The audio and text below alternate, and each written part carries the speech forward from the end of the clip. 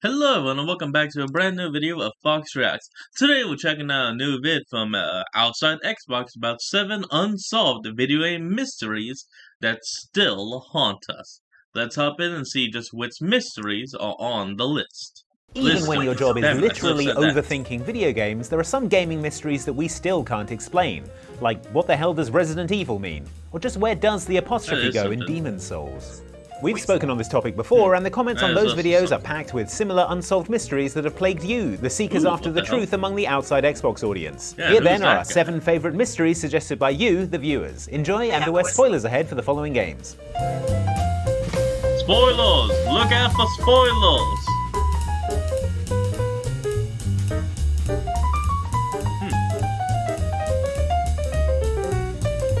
Two Elder Scroll games, huh?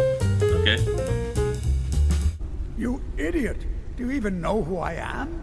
The most recognized scholar on the Dwemer in all of Tamriel. And you people keep bothering me. I'm sorry, I got too excited. I'm in the middle of some very stressful work, and I shouldn't have yelled. Our world has plenty of unexplained Kind of hard to mysteries, tell you were disappearances of planes over the Bermuda Triangle, the circumstances surrounding the 12-megaton explosion at Tunguska in 1908, and what the hell happened to Josh Hartnett's career? It's always been the objective of the Elder Scrolls to create a convincing fantasy world with a rich history and culture that tries to be as deep and involving as possible. That's why they hired a lore master to keep track of it all. With a Horker loaf and a storm atronach with the Wabbajack. What the hell? And an old moth priest who was whispering magicka. Which came first, the job or the facial hair and the monocle? Little bonus mystery for you there.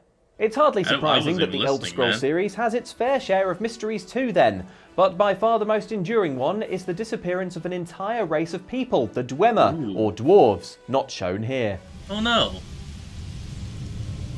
The dwarves. Damn. What? I told you, they disappeared. The Master It's all the more Blacksmiths. intriguing because the Dwemer have clearly had a huge impact on the world of Tamriel. Wow.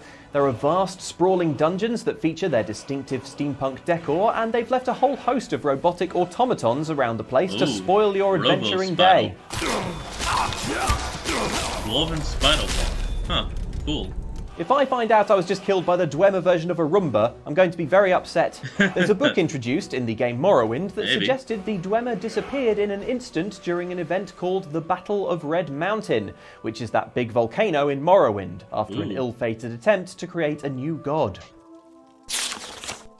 Wait, a new That's god? contradicted by another book in later game, Skyrim, that claims the dwarves might have disappeared over several years or decades, killed by something more boring like a plague.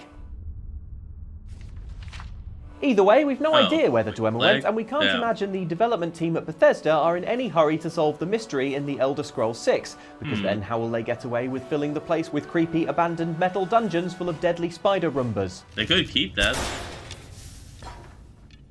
Wait, does this mean I'm going to have to do my own vacuuming now? Great. Welcome to Are we even Advanced sure it was Mission Roomba? Training. This operation originally took place in Sydney. The target was Calvin Ritter, infamous cat burglar, also known as the Sparrow.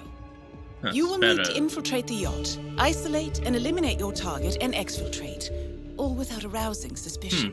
It's easy to imagine that Agent 47 was always the perfect hitman on account of his deadliness, his adaptability, and his ability to take on any role and seamlessly blend into any crowd. Except for never having tail. I got some. See? Flawless. The first game in the recent Hitman trilogy, however, shows us that this wasn't always the case. In fact, Agent 47 had to go to school, like everyone else, although his school, the ICA training facility, was a lot more practical based than your local liberal arts college. We see this in the earliest Hitman missions, Freeform Training and The Final Test, in which Agent 47 is undertaking his Hitman exams in an immersive training area in which the buildings and environments are a set, and all the people are actors playing roles. Now, we're told that the weapons in this training exercise are simulated, but even so, why did any of the hundreds of extras playing mechanics, waiting staff, yacht crew, security guards, and even the targets agree to take part? Money? For a start, the ICA training facility is apparently located in the mountains of Greenland, so it's not exactly a convenient gig for most people, even if the ICA doesn't decide to bump you off afterwards to stop you blabbing about it to the papers. Then there's the fact that you can tell me these weapons are simulated all you like. I'm not sure how you simulate someone having their head smashed in with a hammer. Oh boy. Ow! or getting tipped headfirst over a third-story balcony. And that's not even mentioning the opportunity kills on the actors playing the actual targets. Let's just say I hope the actor the ICA got to play Jasper Knight, the target in the mission The Final Test, was being paid well. Ooh. Target down. You did it. And that you filled out the next of kin form properly. Oop, ad. Hold on. We're back from the ad. What's with Ethan's black heavy rain? I sometimes have these blackouts. Times where I don't know what I'm doing. Oh yeah, this is just a game where you can just go about yelling, "Sean!" Right? The only thing I remember afterwards is the bodies. The bodies in the water. Bodies in the water. In the opening minutes of Heavy Rain, luckless protagonist Ethan loses one son to a tragic car accident and the other son to a kidnapping. Sean! Where's Sean? As if that wasn't bad enough, and it fully is, he's also having unexplained blackouts where he loses time and wakes up somewhere else. Ooh, that's not good. As if that wasn't bad enough, and again, it fully is, Ethan also wakes up holding origami. You know, like the origami that the notorious child murderer, the origami killer, leaves with his victims. I mean, if I was them, I would start assuming that I was the origami killer as well. This doesn't look good for you, Ethan. Not least because it was during one of these supposed blackouts that Ethan's son Sean went missing.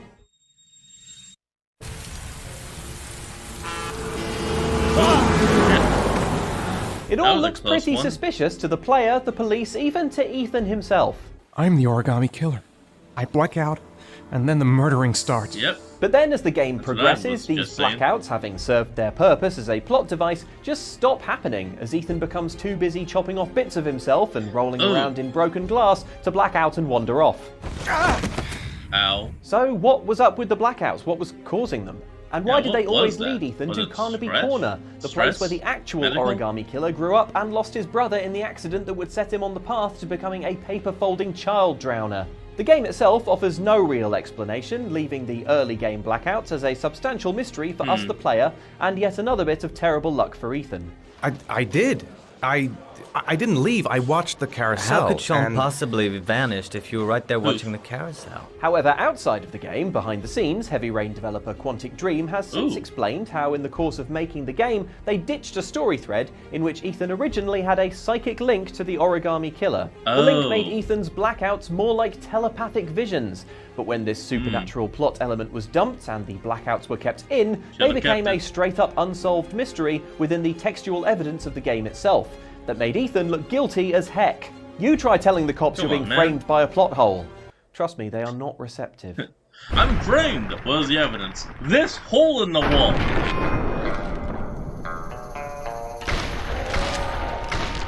Man, that guy's Being as it is an RPG series, the Fallout games give you lots of perks with which to improve your character, such as Lead Belly, which reduces the amount of radiation you get from drinking water, Light Step, which stops you setting off mines, and Cannibal, where you can eat corpses to regain health. Improve is a general term. One perk that you're not going to want to be without, however, is the Mysterious Stranger perk, which, once chosen, gives you a chance of a trench-coated figure randomly showing up during a fight and absolutely owning your enemies for you. And that's if your character is male as well. If your character is female, you get a different kind of Mysterious Stranger. The stranger announces himself with a cool guitar riff and then blasts away at whoever you're fighting with his signature weapon, a magnum revolver that does a bonkers amount of damage, before vanishing as mysteriously as he appeared with yet another cool guitar sting. He appears and then he disappears. No explanation, the mysterious stranger no reason. is, as his name implies, mysterious. Who is he? Where did he come from? How does he appear out of nowhere and then vanish without a trace? Could it be He's one like of the some kind previous of player characters? enigmatic, unknown person. We've had a few tantalizing glimpses of deeper Mysterious Stranger lore in the Fallout series. In Fallout New Vegas, you can meet a character called the Lonesome Drifter, who it seems is the son of the Mysterious Stranger, if his tales of his father are to be believed. Ma always said he was a real mysterious fella, even when he was with her. Like he was a stranger sometimes. You can also convince him to give you his father's gun, which is a bit of a giveaway on account of the noise it makes when you get it out. Look at that, you draw it and you get the guitar riff. In Fallout 4, you could also find yeah. Nick Valentine's case notes on the stranger, who he has apparently been investigating. The highlight is Nick's assessment that, best case, the man's an amoral lunatic, worst case, a prolific serial killer. Oh, but then boy. he does dress an awful lot like Nick Valentine. Are the two related in some way? Bethesda aren't saying. Yeah, I guess mean, as long as just he keeps clothes. showing up and one-shotting tough enemies for me, I don't really mind. And if we knew who he was, he wouldn't be the mysterious stranger anymore. He would just be John from down the road. known about regular friend. And I've already got lots of those, and they're useless in a fight. Oh, another ad. Well, back from the ad. 2 entire whales to make a pistol. Wait, what the?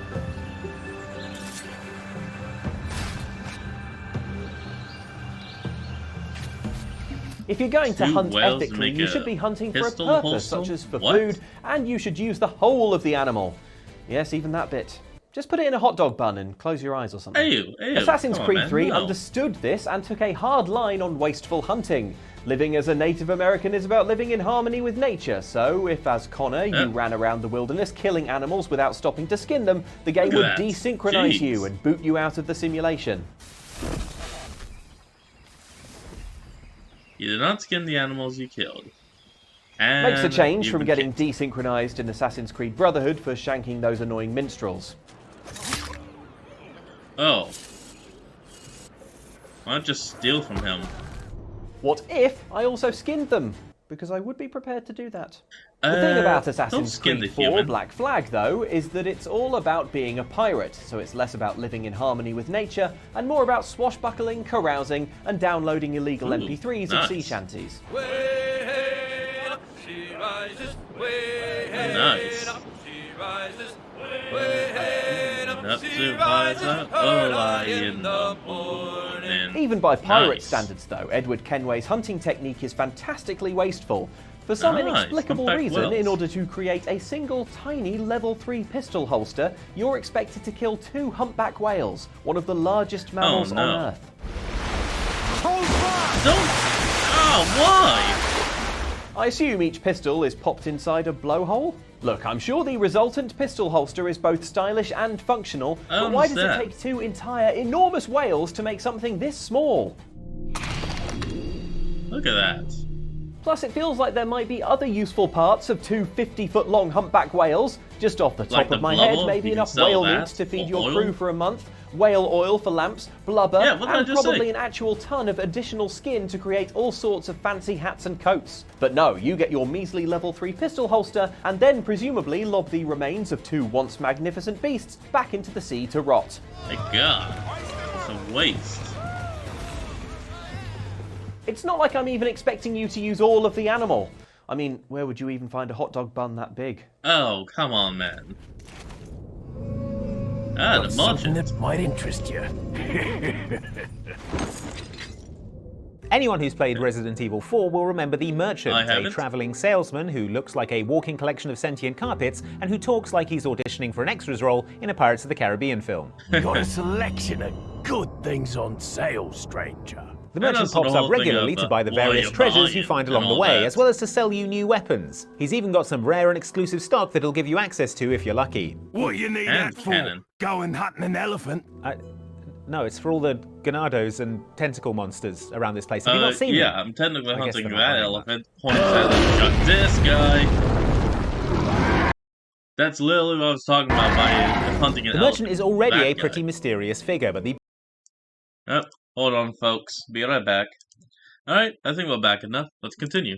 biggest question surrounding this piratey purveyor of pistols is whether or not he is infected with the Las Plagas parasite that has turned everyone else in the area into violent, angry Ganados. The evidence for He the doesn't seem Merchant violent is unless infected you with shoot Las him. Plagas argument is pretty strong. First of all, he has the glowing red eyes that are common to the infected found throughout the Oh. game, and that you'd probably be more aware of if you didn't spend all your time trying to get as far away from them as possible. What little of his skin we can see indicates that he's also pale and sickly looking like the other Ganados, and most tellingly of all, he's able to survive being shot. Interestingly, the Merchant seems to have retained his personality and intellect, and unlike the other Ganados, doesn't dissolve when killed, instead showing up as good as new later in the game if you do kill him. So what's going on?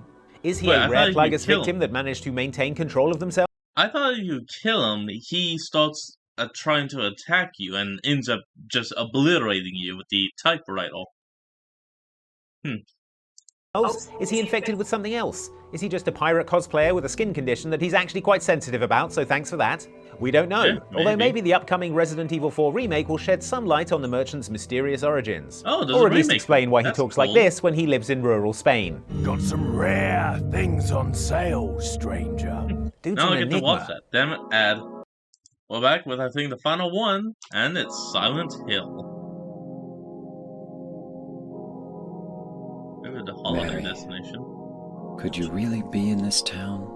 One extremely good mystery we had suggested in the comments of one of our previous videos was, how is Mary from Silent Hill 2's favourite holiday destination, Silent Hill? For a start, it's so foggy you can barely see your hand in front of your face, nothing's open, there are no good restaurants, and oh yeah, the streets are full of grotesque psychosexual nightmare monsters. Oh, here comes someone. Gotta say, that's going to cost no, it there a few goes stars on someone. They were TripAdvisor. walking away. Okay, that's not exactly what the commenter here meant.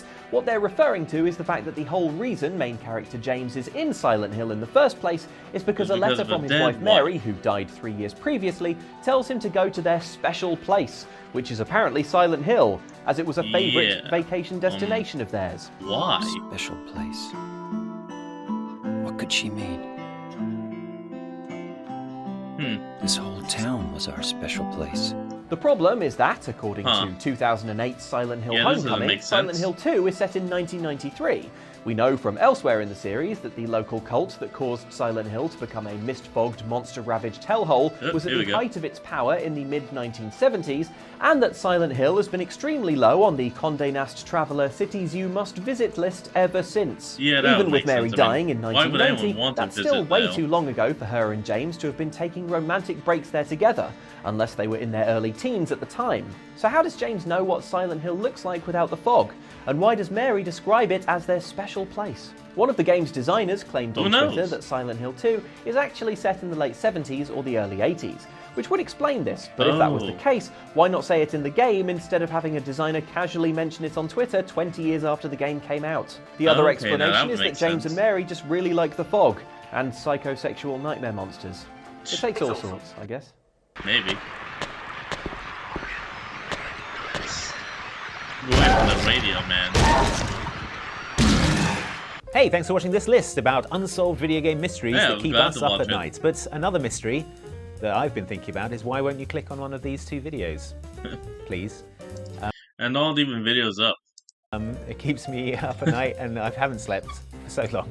Okay, I think that will be the end of this. The rest is just the regular outro stuff for them, I believe. Well, anyway, folks, that has been in this episode of Fox Reacts. I want you all to remember to like, comment, and subscribe for more. Down in the description will be a link to the original video, so remember to support the original creator in all they do, and I'll see all of you folks next time. Peace out.